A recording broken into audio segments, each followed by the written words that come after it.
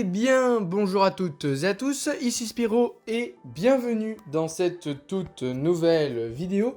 Aujourd'hui les gars, on se retrouve pour la fameuse vidéo sur les plateformes de streaming.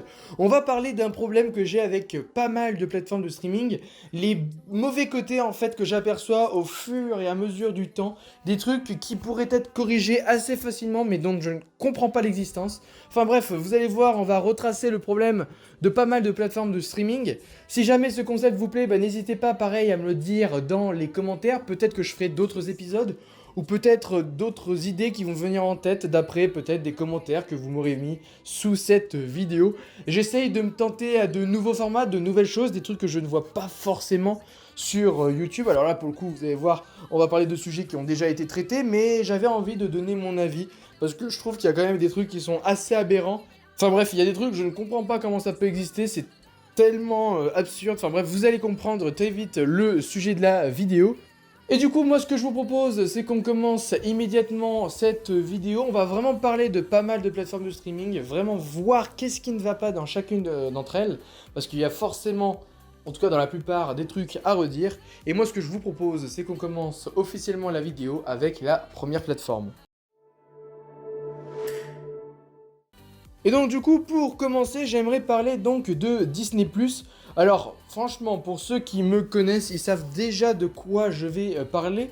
Mais en fait, pour ceux qui ne savent pas, en fait, pour le sujet global de la vidéo, je vais vraiment revenir sur les problèmes donc, de chaque plateforme de streaming. Jusque-là, vous avez compris.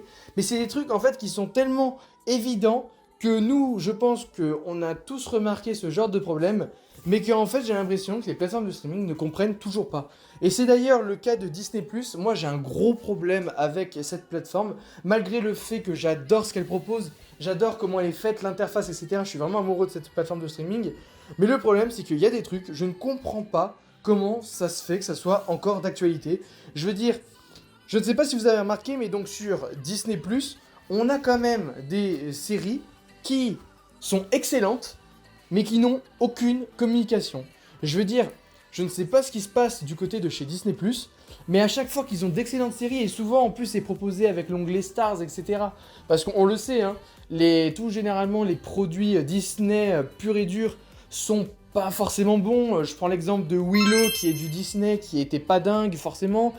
Dr Doogie qui était sympa mais sans plus. La série National Treasure qui était plutôt sympa, mais pareil, ce n'est pas extraordinaire.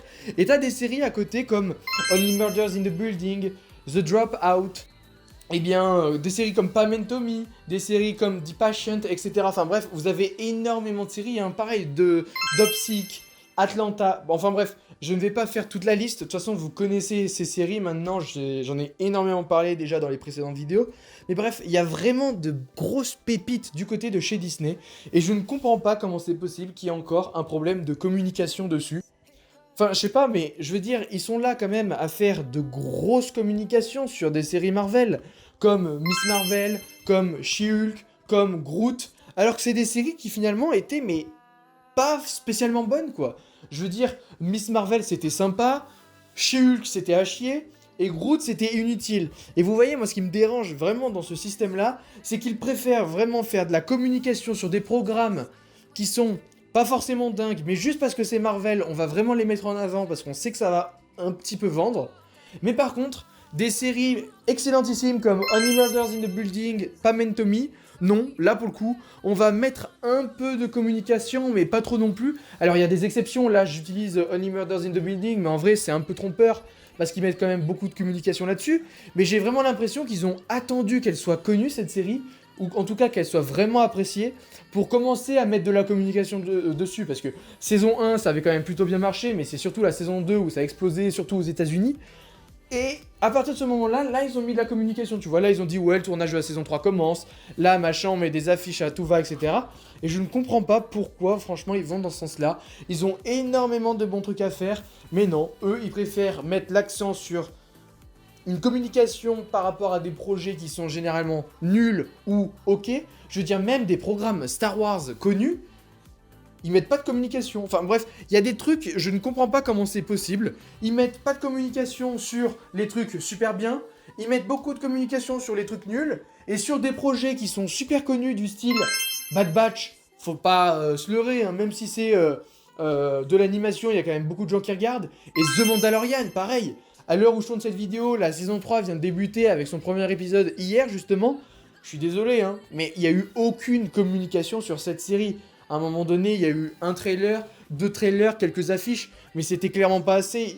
The Mandalorian, c'est leur série phare, et ils ont laissé totalement inaperçu l'arrivée de la série, et donc ça m'étonnerait même pas que la série fasse de mauvais scores lors du démarrage, parce que franchement, même moi, j'étais surpris du fait que ça arrive le 1er mars. Je n'avais même plus en tête le fait que la série sorte le 1er mars. Et c'est parce qu'il y a un gros problème de communication, et ça c'est vraiment, je trouve, super dommage, surtout venant de Disney+, qui ont vraiment les moyens, la possibilité de faire plus. Mais je ne comprends pas ce problème lors de la communication. Vous allez voir, hein, c'est pas la seule plateforme de streaming qui a des problèmes de communication, on va revenir sur d'autres exemples. Mais là, pour le coup, vraiment, Disney+, s'est focalisé sur le fait qu'ils fassent de la mauvaise communication, sur les bons trucs, sur les bons programmes, sur des programmes originaux qui changent, qui testent de nouvelles choses. Mais par contre, qui mettent à fond l'accent sur des programmes qui sont pas forcément qualitatifs et qui, surtout, n'ont pas forcément besoin d'une grosse communication, en tout cas plus que les autres, quoi. Je veux dire, à partir du moment où il y a du Marvel et du Star Wars, tu peux faire une grosse communication comme c'est permis, franchement, t'es obligé, forcément, c'est du Star Wars, c'est du Marvel, faut quand même attirer, mais continuer à le faire sur les autres programmes, je sais pas pourquoi ils le font pas, enfin bref, c'est assez dommage. Pareil, il y a des séries comme Simpson, comme Futurama qui va reprendre, je suis sûr que les 3 quarts d'entre vous ne le savent même pas. Simpson, il y a des saisons qui sont à chaque fois ajoutées. Je suis sûr que les gens ne savent même pas que ça existe encore. Enfin bref, il y a quand même des trucs, je ne comprends pas comment c'est possible. Disney+, au niveau de la communication, faut le dire, c'est vraiment pas quelque chose de bon. Enfin moi en tout cas, j'ai vraiment de gros problèmes avec ça. Je sais pas si vous êtes dans le même cas, n'hésitez pas à me dire si vous êtes d'accord ou non. Et nous, du coup, on va passer déjà avec la deuxième plateforme.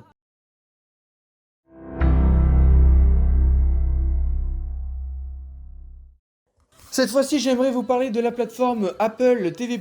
Alors là, pareil, je sais que déjà, il y a beaucoup de personnes qui n'ont pas cette plateforme avec eux. Soyons honnêtes, on est dans une société, on vit dans un monde où il y a énormément de plateformes de streaming. On a Disney+, Prime Video, HBO Max, on a OCS, je sais pas moi, enfin plein de trucs, Canal+, Paramount+, bref. Et à ça, on doit rajouter Apple TV, enfin bref, vous avez vu, il y a énormément de plateformes de streaming. Et malheureusement, Apple TV+, c'est vraiment, je trouve, une plateforme de streaming qui est un peu passée, pas inaperçue, mais presque, quoi. Les gens s'en foutent un peu. Alors c'est vraiment dommage, parce que le plus gros problème, et justement, c'est le sujet dont je vais aborder là, maintenant, c'est encore une fois le problème de communication, mais cette fois-ci du côté de chez Apple TV+. C'est la plateforme, il me semble, la moins chère qui existe actuellement. En tout cas, je parle en tout cas pour les gros noms, hein. C'est-à-dire qu'entre Prime Video, entre Netflix, entre Disney+, entre Paramount et entre HBO Max, il me semble que Apple TV+, c'est la série qui coûte le moins cher, qui a énormément pourtant de programmes qualitatifs, du style Severance, du style du style Slow Horses. Enfin bref, vous avez énormément de programmes. Il y a même Dickinson, Invasion, enfin bref, Foundation. Il y a plein de trucs, vraiment, il y a plein de séries. Et pourtant, le problème d'Apple TV+, c'est qu'ils mettent pas de communication dessus. Je veux dire, franchement, si vous n'êtes pas un adepte des séries, que vous ne regardez pas l'actualité par rapport à toutes les séries qui sortent en ce moment ou même en général, vous n'avez jamais d'informations qui passent du côté de chez Apple TV. Et le problème, c'est quoi? C'est qu'ils mettent pas de communication, enfin en tout cas très peu de communication sur leur série. Et surtout, ils n'ont même pas de compte sur les réseaux sociaux qui soient internationaux. C'est-à-dire que si jamais vous voulez voir l'actualité d'Apple, faut aller sur le compte américain d'Apple. Ou le compte anglais, enfin je sais pas quel compte ils ont, mais enfin bref, ils ont un seul compte qui partage toutes les informations, mais vous n'avez aucune page, aucun compte Apple TV qui est retranscrit en français, en italien, en espagnol, en je sais pas quoi. Non, c'est pas possible. Du coup, il y a une grosse mauvaise communication de la part de Apple qui,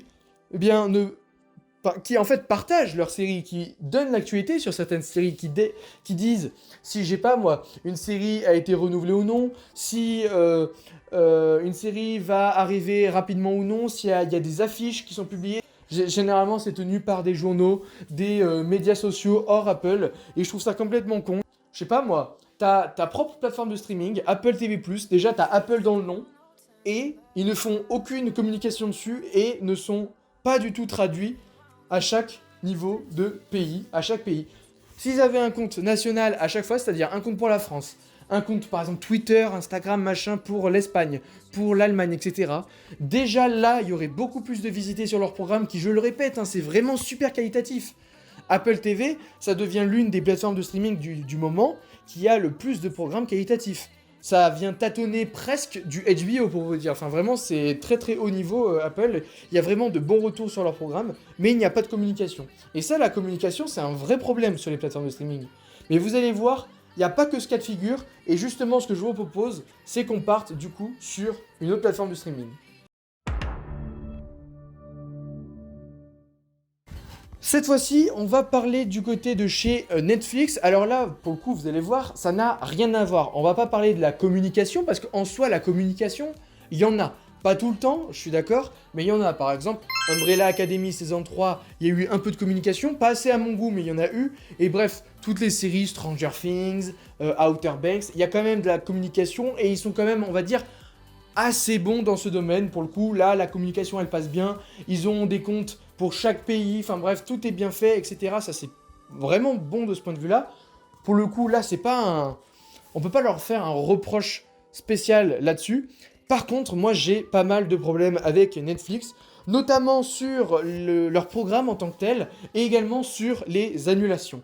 Netflix, je ne sais pas ce qu'ils font actuellement, mais ils ont décidé, je ne sais pas pourquoi, d'annuler énormément de bonnes, de très bonnes, voire même d'excellentes séries qui sont sur la plateforme Netflix, mais qui par contre vont renouveler des séries qui perdent en qualité, qui ne sont pas bonnes, qui certes sont énormément regardées, mais qui n'ont aucune innovation. Enfin bref, j'ai vraiment l'impression que ils essayent même pas de donner la chance à des séries qui sont qualitatives et qui peut-être vont mettre plus de temps que des séries comme, je sais pas moi, Dahmer ou Mercredi qui ont pété d'un coup, mais qui, je sais pas moi, vont essayer de trouver leur public au bout de 2-3 saisons.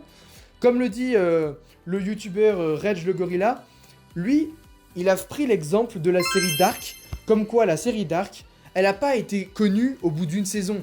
Elle a été connue au fur et à mesure des saisons qui sont arrivées, c'est-à-dire saison 2, 3, puisque la 3 c'était la dernière qui concluait la série.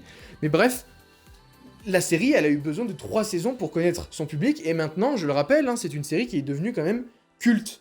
C'est une série qui fait partie des séries les plus cultes des séries télé, et je ne comprends pas comment c'est possible d'annuler plein de séries qui sont vraiment bonnes, hein. Il y avait des exemples comme DOA, 1899, la série Altered Carbon, enfin bref, il y a eu énormément de séries, et je ne comprends pas pourquoi ils annulent des séries, en sachant qu'il y a des séries, hein, je le rappelle, annexement, qui se font renouveler, alors que les retours qu'il y a par rapport à ces séries sont très mauvais. Je veux dire, Riverdale, pareil, on nous dit que les saisons qui sortent actuellement sont catastrophiques.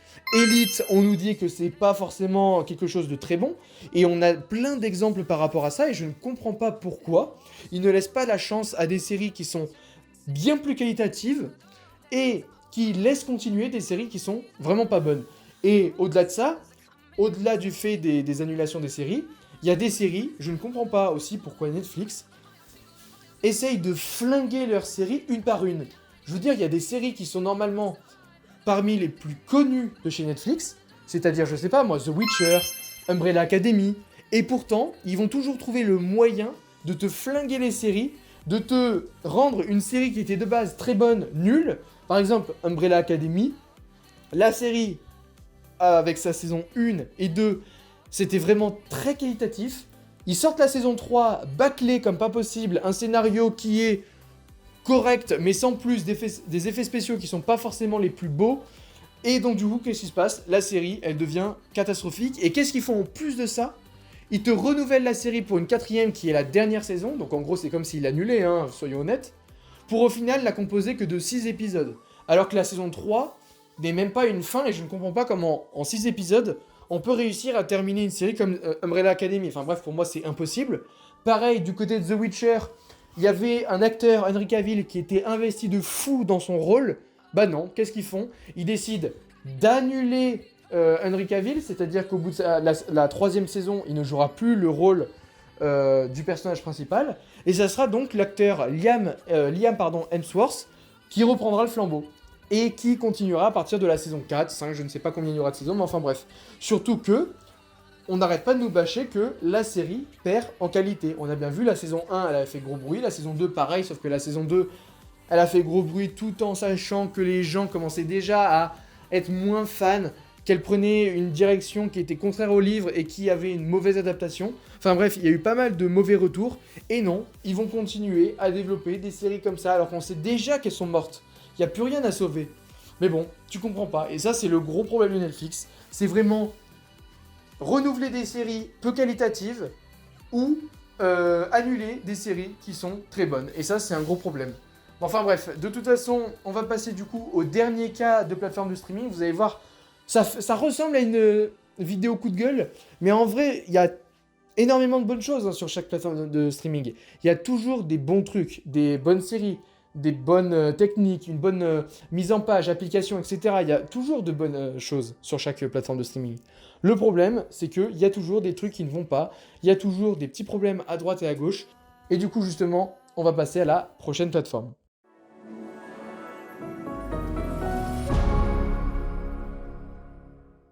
Et du coup, pour ce qui est donc de la dernière plateforme de streaming, j'aimerais vous parler donc de la plateforme Paramount+.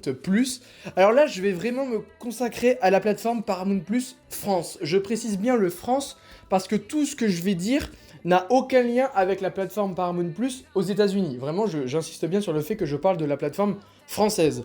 Alors là, pour le coup, le gros problème donc de cette plateforme en France, ce n'est pas tant la communication, même si c'est vrai que, étant donné que c'est une nouvelle plateforme, il y a forcément au début des soucis de communication, on n'est pas au courant de tout, même s'ils essayent de faire leur mieux, en même temps, on peut pas forcément les attaquer là-dessus, parce que c'est vraiment le début de la plateforme en France, même s'il y a quand même un peu de communication, mais moi j'ai pas envie de parler de ça, ni pareil d'annulation, quoi que ce soit, parce que pour le coup, j'ai pas forcément entendu parler d'histoire de telle sorte, mais on va surtout parler, en fait, d'un problème par rapport à l'arrivée des programmes, et par rapport à la langue qui est attribuée au programme.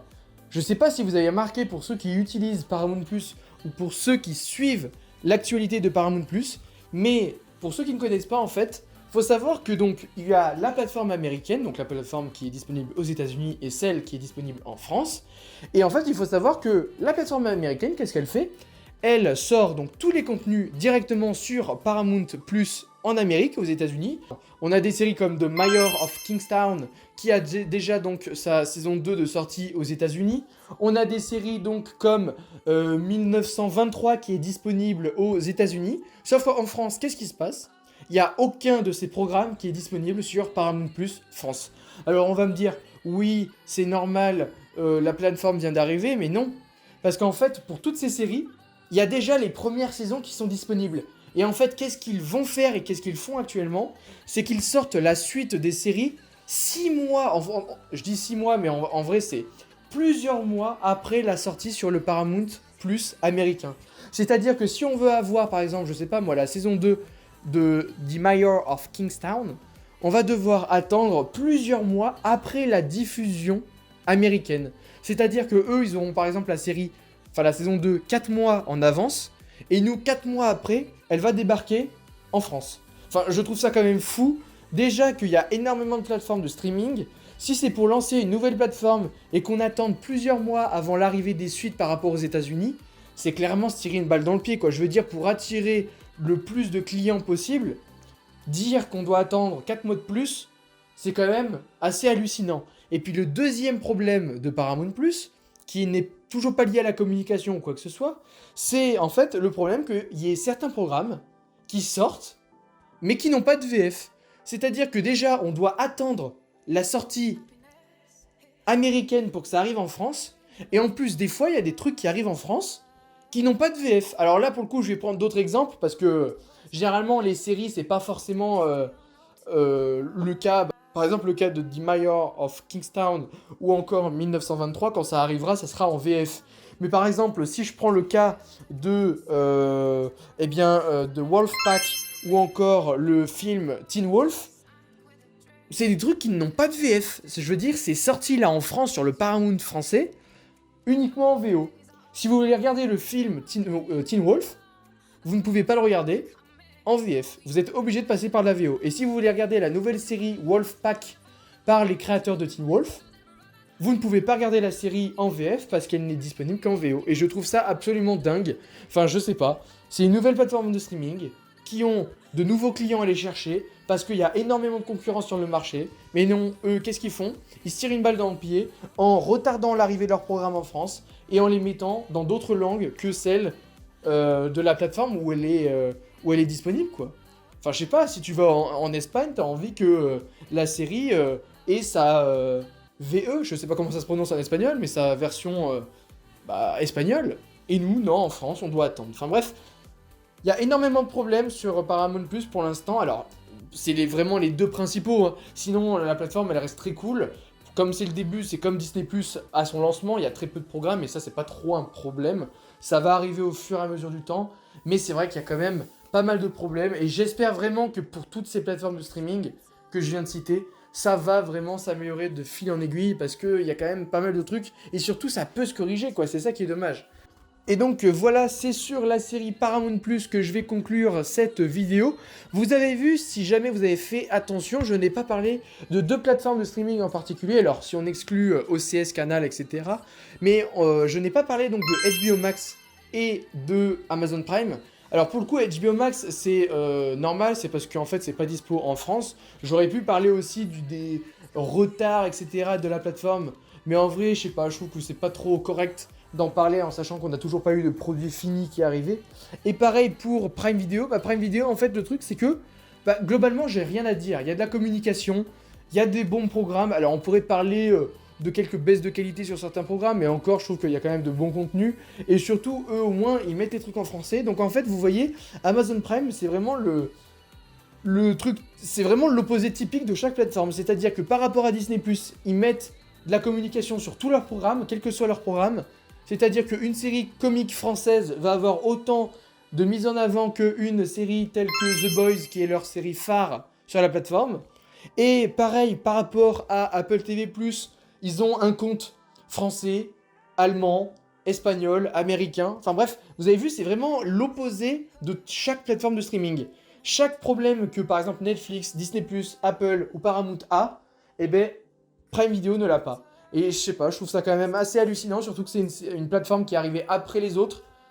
Et non, elle a réussi à faire tout ce qu'il faut faire normalement pour une plateforme de streaming. C'est des trucs qui doivent être normaux. Mais je ne comprends pas, ça peut se corriger. On verra par la suite justement si il va y avoir de nouvelles avancées par rapport à ces histoires. S'ils vont essayer de corriger leurs erreurs. Parce que pour moi, c'est vraiment des trucs qui sont, mais genre, pas possibles. Enfin, c'est des trucs, normalement, ça devrait ne pas exister. Mais bon, malheureusement, c'est là, faut faire avec, il faut essayer de trouver des moyens. Moi, mon but, c'est vous exposer les trucs, vous montrer, vous parler des problèmes de chaque plateforme de streaming. Dites-moi dans les commentaires si vous aussi, ça vous dérange ce genre de choses. Est-ce que vous êtes plus ou moins impacté par, justement, ces choses, ces trucs en lien avec les plateformes de streaming? Est-ce que ça vous embête? Est-ce que non, au contraire, vous vous en foutez complètement? C'est possible, hein, il y en a qui sont plus ou moins touchés que d'autres. N'hésitez pas à me le mettre dans l'espace commentaire, ça sert à ça. Si jamais vous avez kiffé cette vidéo, n'hésitez pas forcément à lâcher le petit pouce bleu, à vous abonner à ma chaîne YouTube, ça me ferait extrêmement plaisir. Et on se retrouve très prochainement pour des critiques. Vous allez voir, cette fois-ci, on va commencer à faire des critiques de séries qui sont en cours de diffusion. Vous allez voir, il y aura du The Bad Batch, du The Mandalorian prochainement. Vous allez voir, ça va arriver assez rapidement. Et puis, si jamais vous voulez voir ce genre de trucs, n'hésitez pas à le mettre en commentaire. Encore une fois, ça sert à ça. Et puis moi, du coup, je vous dis à la prochaine pour de nouvelles vidéos. C'était Spiro. Ciao tout le monde.